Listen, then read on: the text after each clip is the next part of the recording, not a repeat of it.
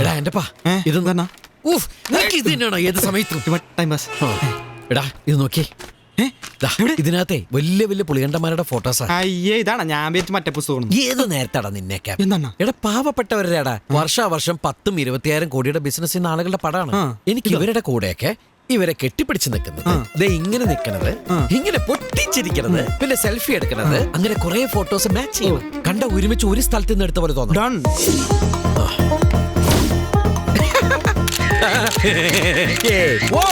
ഒരു മിനിറ്റ് ഇപ്പൊ എടാ ഒന്നും വന്നടാ ഈ ബോൾ ഒന്ന് പിടിച്ചാ. സോറി ബാറ്റ് ഒന്ന് പിടിച്ചു. ആഹാ ഇതിൽ ഇങ്ങനെ ഇരിക്കല്ലേ.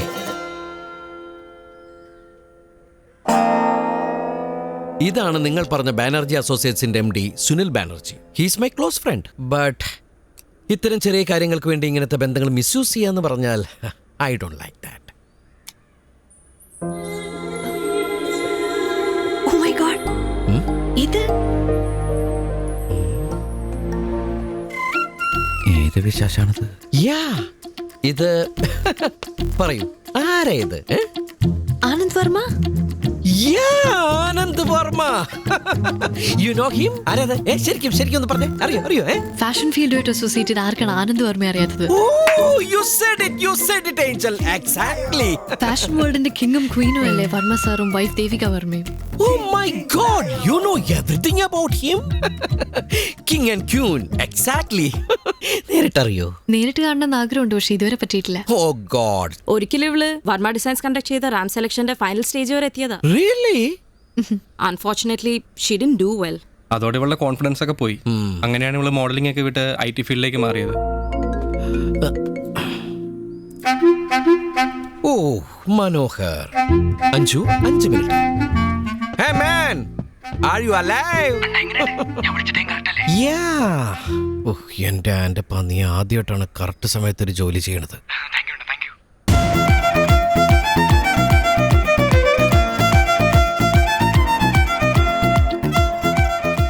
എടാ ഉച്ചക്ക് ചോറിനെന്തടാ? ചാളക്കറി. No way. It's impossible. Do what I say, man. Okay, see you soon. Bye. Nice. Yeah. ഇതൊക്കെ സെലിബ്രിറ്റീസിന്റെ കൂടെ എടുത്ത ഫോട്ടോസ് ആണോ? ഓ അതൊക്കെ കണ്ടുവല്ലേ. എനിക്ക് താല്പര്യം ഉണ്ടായിട്ടല്ല, പിന്നെ അവരൊക്കെ നിർബന്ധിക്കുമ്പോ അയ്യോ ഞാൻ ഫോട്ടോ എടുക്കില്ലാത്ത പറഞ്ഞ് മാറിയുന്ന they feel insult അല്ലേ. That's why I took some photos. ഇതും അങ്ങനെ എടുത്തതാണോ? Yes. Yeah.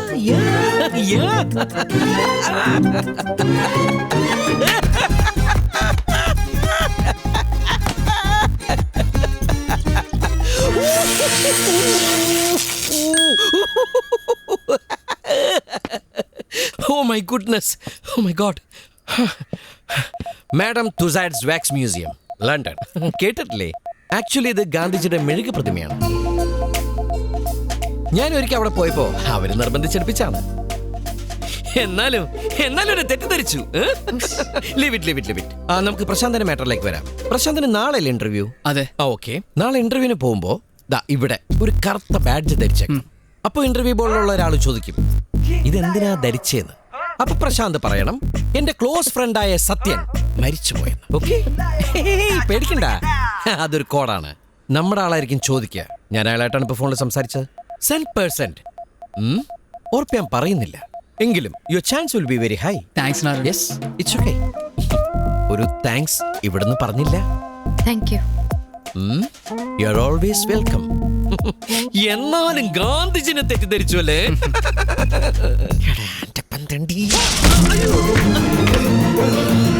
സൂര്യണ്ണ ഒരു അത്യാവശ്യം വന്നുകൊണ്ടാണ് എന്റെ പോക്കറ്റ് ഞാൻ 500 അടിച്ചു പറ്റിയത്. അതല്ലടാ പോർക്കെ. പിന്നെ ആ ലാപ്ടോപ്പിൽ എന്റെ കൂടെ ഗാന്ധിജിയുടെ ഫോട്ടോ വെച്ചെന്തിനാ? അതാണ് നല്ല പറഞ്ഞു ഞാൻ എന്തെങ്കിലും ക്രിയേറ്റിവിറ്റി ചെയ്യണമെന്ന്. ആ ഫോട്ടോ ഞാൻ എപ്പോ എടുത്തു വെച്ചാൽ എന്ത് ഉത്തരം പറയൂടാ കഴുത? അത് രാഹുൽ ഗാന്ധിയുടെ വീട്ടിൽ പോകുമ്പോൾ അങ്ങനെ പറയണം. രാഹുൽ ഗാന്ധി മഹാത്മാഗാന്ധി തമ്മിൽ എന്താ ബന്ധം?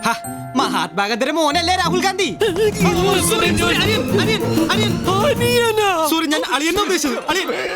അത് മാത്രമല്ല, ഏതൊരു താടി പിശാച് വർമ്മയെ കുർമ്മയെ എന്താ ഡിസൈൻ ആരുടെ ബുക്കിലുണ്ടായിരുന്നാണ്. വിട്ടുകളിയാണ് നിന്നെ. എന്റെ പോക്കറ്റിൽ നിന്ന് കാശ് കൊല്ലടാ. നിന്റെ മറ്റു വർക്കുകളൊക്കെ ഗംഭീരായിരുന്നു. ആ മറ്റേ പോപ്പിന്റെ കൂടെയുള്ള സെൽഫിയില്ലേ പോത്തെ അവന്മാര് പോങ്ങന്മാരായതുകൊണ്ട് വിശ്വസിച്ചു. ബുദ്ധിയുള്ള ആരെങ്കിലും വിശ്വസിക്കോടാ. ഇനി ഞാൻ അണ്ണനെ ഒരു ഹെൽപ്പ് ചെയ്യൂല. ചെയ്യൂല. ഇത് നീ ചോദിച്ചു വാങ്ങിച്ചതാണ്, ഇനി ചോദിക്കരുത്. എനിക്ക് വയ്യ അമ്മേ. വെൽ ഫ്രണ്ട്സ്, ചെറിയൊരു ഗുഡ് ന്യൂസ് ഉണ്ട്. മാരേജ് അസോസിയേറ്റ്സ് എന്നെ ദത്തെടുത്തിരിക്കുന്നു. വെറും ആഘോഷം മാത്രം പോരാ, അടിച്ചു പൊളിക്കണം. എല്ലാവർക്കും ഒരു ഐസ്ക്രീം പോരട്ടെ. നിക്ക് അടിക്കലും പൊളിക്കലൊക്കെ അവിടെ നിൽക്കട്ടെ. നീ ആദ്യം നരനെ വിളിച്ചൊരു താങ്ക്സ് പറയും. എന്തിന്? ഈ ജോലി അയാളുടെ റെക്കമെൻഡേഷൻ കിട്ടിയെന്ന് എന്താ ഉറപ്പ്? എടി നന്ദിയോട് പറയാതെ. നരൻ പറഞ്ഞ പോലെ ബാഡ്ജിന്റെ കാര്യം വരെ അവർ ചോദിച്ചു നോക്കാൻ പറഞ്ഞു. അതെ, നീ എന്തായാലും പുള്ളിനെ ഒന്ന് വിളിക്ക്. നടക്കാൻ പോകുന്ന സീൻ എന്താന്ന് ഞാൻ പറയാം. ഫോർമാലിറ്റിക്ക് വേണ്ടി പ്രശാന്തിനോട് 2 ഡയലോഗ് അടിക്കും. അത് കഴിഞ്ഞ് നേരെ എന്നെ ചോദിക്കും. ഇനിയിപ്പോ എന്നോട് കുഞ്ചിക്കുഴയാനുള്ള ലൈസൻസ് ആയല്ലോ, ഉടുക്കാതു. I love U.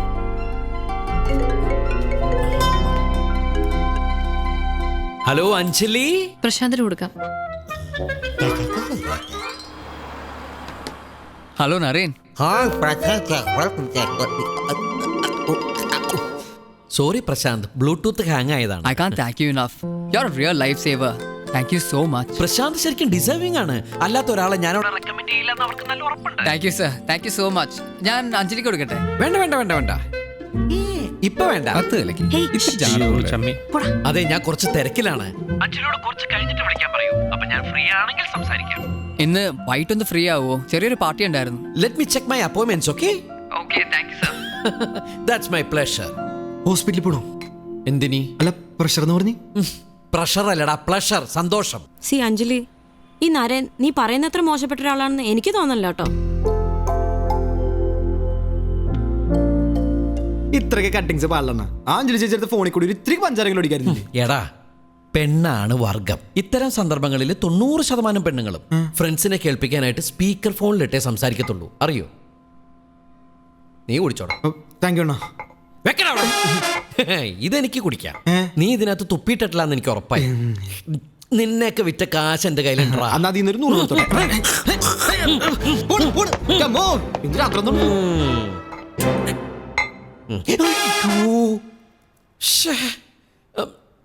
എടാ, എന്റെ ഈ പാലുമുള നീ കുടിച്ചോടാ. എനിക്ക് വേണ്ട, തുപ്പണ ഞാൻ കണ്ട്.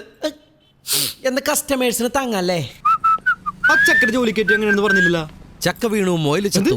മനസ്സിലായില്ല. എടാ, ചുമ്മാ പരീക്ഷ മാത്രം എഴുതിയാ മതി, ഡിഗ്രി പാസ്സാക്കി തരാമെന്നും പറഞ്ഞ് നമ്മൾ പലരോടും കാശ് വാങ്ങുന്നില്ലേ? എങ്ങനെയാ പാസ്സാക്കുന്നത്? ഒന്നും ചെയ്തില്ലെങ്കിലും പകുതി പേരെങ്കിലും തന്നെ ജയിച്ചോളൂ. തോക്കുന്നവന്റെ ഒക്കെ കാശ് കറക്റ്റായിട്ട് തിരിച്ചു കൊടുക്കുന്നതുകൊണ്ട് നമുക്ക് പേരുദോഷവും ഇല്ല. അതുപോലെ തന്നെയാണ് ഇതും. അല്ലണ്ണ, അപ്പൊ ഈ കറുത്ത ബാഡ്ജിന്റെ കേസ് പറഞ്ഞില്ല, അതെന്തായിരുന്നു? കറുത്ത ഒരു ബാഡ്ജും കുത്തി നമ്മൾ എവിടെ ചെന്ന് കഴിഞ്ഞാൽ ആരായാലും ചോദിക്കാൻ എന്താ സംഗതി. ഒരാള് മരിച്ചു എന്ന് കേൾക്കുമ്പോ മനുഷ്യപ്പറ്റുള്ളവര് അയാളുടെ ആത്മാവിന്റെ ശാന്തിക്ക് വേണ്ടി ഒന്ന് പ്രാർത്ഥിക്കൂ. ആ ഇന്റർവ്യൂ ബോർഡിലുള്ളവര് എന്റെ ആത്മാവിന് വേണ്ടി ഒന്ന് പ്രാർത്ഥിച്ചു എന്ന് വെച്ചാൽ നിനക്ക് വിരോധമൊന്നുമില്ല. ചേടാ, എന്നാ പിന്നെ ഞാനും ചത്തെന്ന് പറയായിരുന്നു.